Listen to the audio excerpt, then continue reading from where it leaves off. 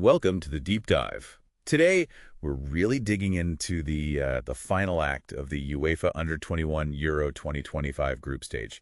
It's getting dramatic. Absolutely. Crunch time. Our mission, as always, is to pull out the key insights. We're looking at the big calculations, the pressure, even some redemption stories maybe in Groups A and C's final matches. Yeah, it's a really interesting mix this time around. We've got these three-way battles where goal difference is everything, then a massive clash between two heavyweights. Spain and Italy, yeah. And even games where technically it's just pride on the line. But maybe more than that, we'll try and find those nuggets that make it all so compelling for you. Sounds good. Where do we start? Let's kick things off in Group C.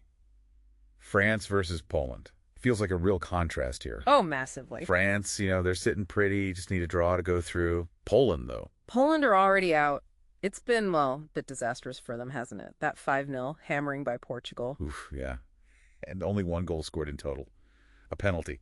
Exactly. The stats back it up, too. Their defensive structure just crumbled against Portugal. Morale looks shot. Mm-hmm. And their XG, expected goals in that game was barely existent, like 0.25. It shows they just weren't creating anything. Wow. Compared to France. Well, France showed real grit coming back against Georgia, winning 3-2 late on. Right. Those late goals. Yeah, it shows mental strength, but also their attacking process is working. Their XG in that game was 2.67. They consistently create good chances. So France are heavy favorites then? You'd have to say so. It really points towards a comfortable French win, I think. Okay, sticking with Group C, the other game is the real headline grabber, isn't it? Georgia versus Portugal. This is the big one for qualification, yeah. Georgia have to win. No other option if they want to advance. Portugal, top of the group, great goal difference. A draw sees them through. A win gives them top spot. And that setup creates a really interesting tactical dynamic. Georgia absolutely must push forward. Which leaves space at the back. Precisely. Space that Portugal, with their quality, are just perfectly built to exploit. They haven't even conceded a goal yet this tournament. Still haven't conceded. That's impressive. It really is. Shows how organized they are. And we saw their attacking power against Poland. Ruthless. So Georgia rely on counters. I heard they score late goals too. Yeah, that's right. All 4 of their goals have come in the second half. They're efficient when they get chances. But Portugal's quality, their defense, I expect Portugal to win this. Maybe later goals again as Georgia have to chase it. Okay, fascinating stuff in Group C. Let's jump over to Group A now. Spain versus Italy. Clash of the Titans. Properly, yeah. Both already qualified. Perfect record so far. But this isn't just for show, is it?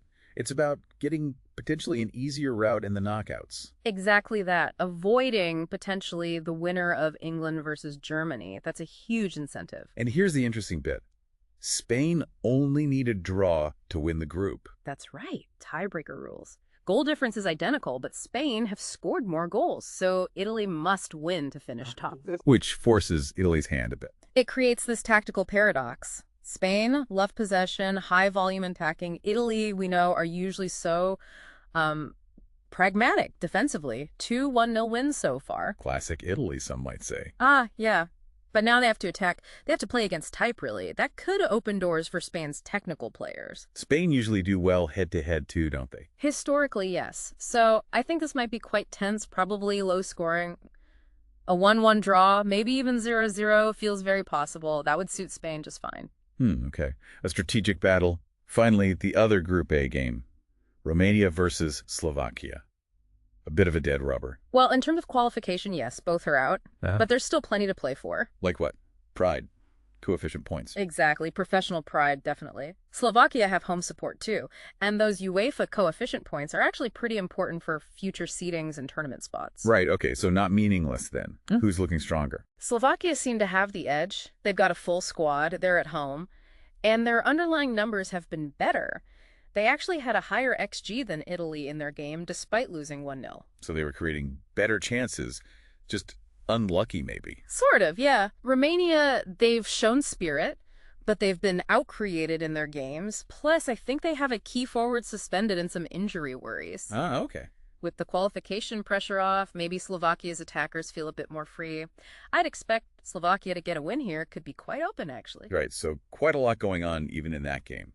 So wrapping this all up then, what's the big picture for you, the listener? Well, this final day is just packed with strategy and drama. It really sets the stage for the whole knockout phase. And predictions-wise? Based on all this, we're kind of looking at Spain and Portugal likely topping their groups, which means Italy and France could face tougher quarterfinal draws as runners-up.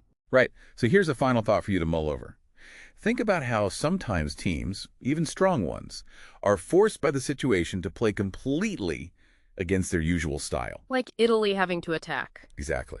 And also, think about teams like Slovakia, maybe, whose data suggests they've been a bit unlucky. How often does that bad luck eventually turn into a win when the pressure shifts? Something to keep an eye on as the tournament progresses.